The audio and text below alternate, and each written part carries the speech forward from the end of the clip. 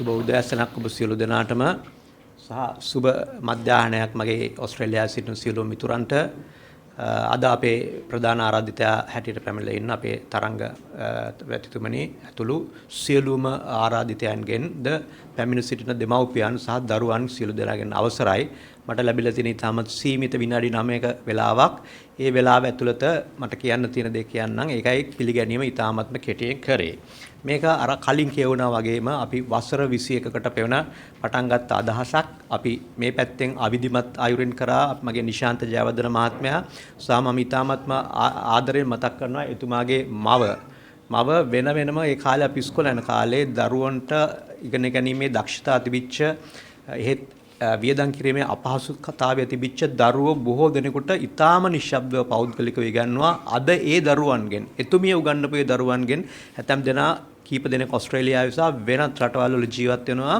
ඊටාම ඉහළ තනතුරු වල.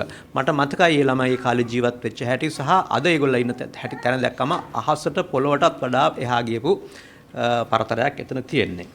ඊළඟට අපි මෙතන අර කලින් කියවුණා වගේම අපි මේ වැඩසටහන හරහාත් අපි බලාපොරොත්තු වුණේ පුළුවන් හැටියෙන් පුංචි ආදර්ශයක් දෙන්න. මම දන්නේ නැහැ අපි දෙන ආදර්ශය කවුරුවත් ගන්නවද නැද්ද කියන එක වෙනම දෙයක්. නමුත් අපි මේ ආදර්ශය දෙනවා පිළිවෙලකට වැඩක් කිරීම, සැලසුම් සහගතව වැඩක් කිරීම, වෙලාවට වැඩ කිරීම යන දේවල් මේ පුංචි වැඩසටහනුත් අපි දෙන්න බලාපොරොත්තු වෙනවා.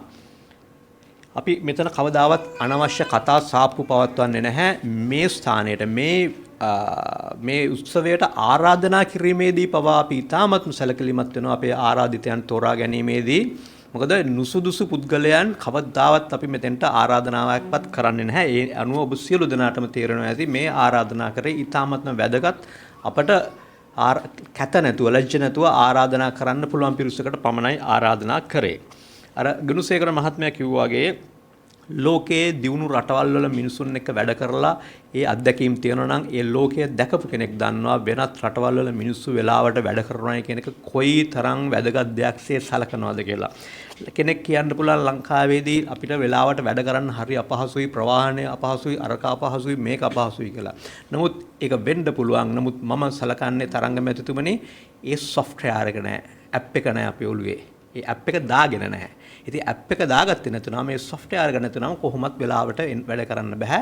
මම වැඩ කරන මෙතෙන්දි විතරක් නෑ අනුත් සියලුම වැඩ කටයුතු වල වෙලාවට වැඩ කරනවා සහ ඒ ආදර්ශය දීලා තියෙනවා.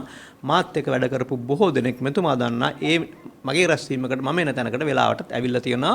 පසුගිය තැනක මම කියන්න කැමතිට යම්කිසි ඉහළ කෙනෙක් ඉදිරියේදීත් මට සභාවක නැගිටලා කියනවා නම් මේ මට නම් මේ වගේ ඇවිල්ලා රස්සේවදු වෙන්න බෑ කියලා. එතුමා මාත් එක්ක අමනාප වෙන්නත් ඇති. කරන්න දෙයක් නැහැ මම කිව්වා. ඉතින් පසුගිය සතියේ මට ඇත්තටම මගේ වැඩ කටයුතු සියල්ලක්ම උඩ යට කරුණා. හේතුව උනේ මම මගේ සහෝදරයා වැඩිමහල් සහෝදරයා අභාව ප්‍රාර්ථනා මීට සතියකට පෙර ඊයේ තමයි බණ කටයුතු තිබුණේ. ඒක නිසා බලාපොරොත්තු රහිත පිරිතයට මේ මුළු සියලු දේ මගේ වැඩ කටයුතු අතපසු වෙලා ගියා. මගේ සහෝදරයා ගැන මම මාතෘකාවෙන් පිට නොයා කතා කළ යුතුයි කියලා මම හිතුවා. මොකද මාතෘකාවෙන් පිට නොයා කියන්නේ මේ දරුවෝ ඉදිරියේ ඉගෙන ගන්න දරුවෝ ඉදිරියේ තමයි අපි කතා කරන්නේ. ඒ දරුවන්ට මට පුළුවන්කම තියෙනවා මගේ සහෝදරයා ගැන මේ රාමුව ඇතුළත කතා කරන්න. මට වඩා අවුරුදු 14ක් වැඩිමල් බොහොම වැඩිමහල් කෙනෙක්. අපි දෙන්න එකට ඉස්කෝලේ ගිහිල්ලා නැහැ. මොකද මම බාලාංශ පන්තියට ඉස්කෝලේට යනකොට මගේ සහෝදරයා හිටියේ පෙරදින විශ්වවිද්‍යාලයේ ඉංජිනේරු පීඨයේ. එතකොට අපි දෙන්න කවදාවත් එකටවත් ඉස්කෝලේ ගියේ නැහැ. එතකොට ලංකාවේ එවකට පැවති දවන්තම සංවර්ධන යෝජනා ක්‍රමය මහවැලි යෝජනා ක්‍රමය ක්‍රියාත්මක කරේ Central Engineering Consultancy Bureau. වැඩි දෙනෙකුට මතක් තියෙන CECB කියන රාජ්‍ය සමාගම හරහා ඒකේ නියෝජ්‍ය සාමාන්‍ය අධිකාරිවරයා හැටියට තමයි මගේ සහෝදරයා වැඩ කරේ. එකල කතාවක් තිබුණා මහවැලියේ වතුර ගලන්නේ යම්සේද මහවැලියේ හරහා මුදලුත් ඒ විදිහට යනවා කියලා. මට මගේ සහෝදරයා ගැන ආඩම්බරෙන් කියන්න පුළුවන් ඒ මුදල් කියන දේ අසූචි ගොඩක්සේ පිළිකෙව් කරපු මිනිහෙක්. බුදු රජාණන් වහන්සේ දේශනා කළ තියෙනවා රහසින්වත් පව් කරන්න එපා කියලා. තමන්ගේ ඇද්දකේ තියෙන පිරිසුදු පාවය මගේ සහෝදරයා රහසින්වත් නැති කරගත්තේ නැහැ. මේක ඒ තරම් මම කියන්නේ නිදහස් අධ්‍යාපනය ඉගෙන ගත්ත නිදහස් අධ්‍යාපනය ලැබලා ඒකෙන් යන්න පුළුවන් රටේ ඉහළම තැනකට ගිහිල්ලා කටයුතු කර කෙනෙක්.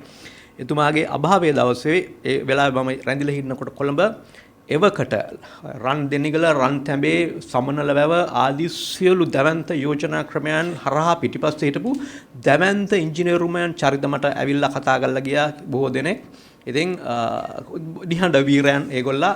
ඉතින් ඒ සහෝදරයා ගැන මම හිතන්නේ මට මේ දරුවා ඉසිරියෙක් බොහොම ආඩම්බරෙන් කියන්න පුළුවන්. තව එක දෙයක් කියන්නම්. එවකට ඔය 70 වගේ තමයි ඔහු ඉංජිනේරුවෙක් හැටියට කටයුතු කරන්න ආරම්භ කරේ. පසුව ඔහුගේ මූලික උපාධියට අමතරව බොහෝ අත්දැකීම් සහ වෙනත් අධ්‍යාපන සුසුකම් ලැබූ ඔහුට 1970 72 73 වෙනකොට මම ඒ කාලේ රටේ පැවතිච්ච තත්ත්වය මෙතන විස්තර කරන්න යන්නේ නැහැ. යම් අපහසුතාවයන් තිබිච්ච වෙලාවක මගේ සහෝදරයාගේ බැච්මේට්ලා 70%ක් හෝ ඊට වඩා වැඩි දෙනෙක් ලංකාවේ හැර ගියා. ඔවුන් හැර ගියේ ඒ කාලේ තිබිච්ච එංගලන්තයට. එවකට එංගලන්තය කියන්නේ ලෝකයේ තිබිච්ච බලවත්ම සහ ධනවත්ම රටක්. මගේ සහෝදරයාට ඊටාම හොඳින් පුළුවන්කම තිබුණා එංගලන්තයට ගිහිල්ලා එහි ඊටාම ඉසුරුමත් ජීවිතයක් ගත කරන්න. ඔහු නොගියේ එකම එක හේතුවක් මත පමණයි. ඔහුට වඩා ඊටාමත් වයසින් බාල කුඩා නංගිලා මල්ලිලා පිරිසක් හිටියා. ඒගොල්ලන්ව රැක බලා ගැනීමට ඒගොල්ලන්ට මඟ පෙන්වීම සඳහා තමයි මගේ අයියා රට ගියේ නැත්තේ. එහෙම යාම වරදක් නෙමෙයි. ඒක යාම සාමාන්‍ය ස්වභාවය. මිනිස්සුගේ සාමාන්‍ය ස්වභාවය තමයි. ඒක යන්නේ ඒක වරදක් නෙමෙයි. නමුත් ඔහු ඒ සාමාන්‍ය ස්වභාවය ඉක්මවා ගියපු කෙනෙක් නිසා තමයි ඔහු ඒක නොගියේ. ඒක යන්නේ ඒක සාමාන්‍ය මනුෂ්‍ය ස්වභාවය. ඒක වරදක් නෑ. මම වරදක් හැටියට දකින්නේ නැහැ. ඊට පස්ව මට ස්තුති කතා කරන්න තියෙනවා කෙටියෙන්. හෙපි සුගුණසේකර මහත්මයා මේ අපේ ආරම්භයේ සිට අපේ මූලික අපිට නායකත්වය දීපු පිසුගුණසේකර මහත්මයා නිශාන්ත ජයවර්ධන මහත්මයා ඇතුළු ඕස්ට්‍රේලියාවේ සිටින සියලුම දෙනාටත් මේ අපි වේදම් කරපු සල්ලි වලින් නිසි ප්‍රයෝජන අරගෙන අධ්‍යාපනය සාර්ථක කරගත් සියලු දරුවන්ටත් එතකොට අර මම ඉස්සෙල්ලා කිව්වා වගේ මට පසුගිය සතියේ මේ මුළු වැඩ කටයුතු ඔක්කොම අතපසු වෙච්ච වෙලාවක ඒ දේවල් අරගෙන වැඩ කරපු ප්‍රියන්ත දසනායක මහත්මයා කසුන් එතකොට ඕස්ට්‍රේලියාවේ දසුන් ඇප්ලිකේෂන් දීනගේ ස්වාමි පුරුෂයා ඇතුළු සියලු දෙනාට මගේ කාර්ය මණ්ඩලයේ සියලුම දෙනාට විශේෂයෙන් නිර්ව ශදීපානි මහත්මියට සහ අපි මගේ චිරාත් පුතාට ඒ සියලු දෙනාගේ උදව්ව නොතිබුණා නම් අද අපිට මේ අලංකාරවත් උත්සවය මේ ආකාරයෙන් කරන්න පුළුවන්කමක් ලැබෙන්නේ නැහැ. ඒ අතරම අවසාන වශයෙන් මට මේ උත්සවය පමණක් නෙමෙයි මගේ ජීවිතයේ කිසිම දෙයක් මට සාර්ථක කරගන්න වෙන්නේ නැහැ. මගේ බිරිඳ ආදරණීය බිරිඳ රමණීගේ සහයෝගය නොලැබුණා නම් එයාටත් ඒ ස්තුතිය ඒ ආකාරයෙන් පිළිනමමින් මට මෙතෙන්දී නම් සඳහන් කිරීමේ කිසිදු හෝ අපහසුතාවයක් යම් කිසි කෙනෙක් වුණා නම් සමාව ඉල්ලා සිටමින් නිහඬ වෙන බොහොමත්ම ස්තුතියි.